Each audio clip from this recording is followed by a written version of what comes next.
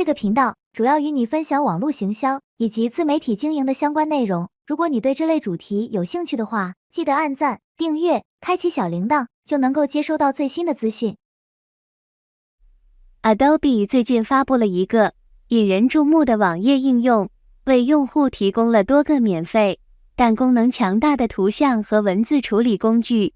首先，让我们来看文字生成图片功能。这个选项允许你在一个专用的输入框中嵌入提示词，例如拟人化动物。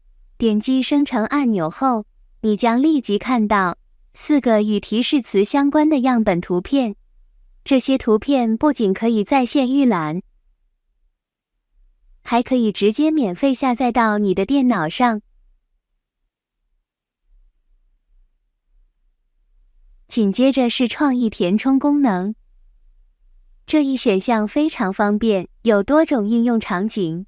首先，我们可以先给这张图换背景，点击最下面的背景按钮，就可以一键扣除背景。可以看到去除背景的效果很不错，和 PS Beta 里面的移除背景是一样的功能。然后在底部的编辑框里输入需要换背景的提示词，再点击右边的生成就可以了。生成的时间大概10秒左右，可以看到这个效果和 PS Beta 没有任何区别，融合非常好，也是有3种结果可以选择的。不仅如此，这个工具还允许你添加新的元素到图片中，例如你可以简单的画出一个宇宙飞船的轮廓，添加一个相关的提示词，然后点击生成。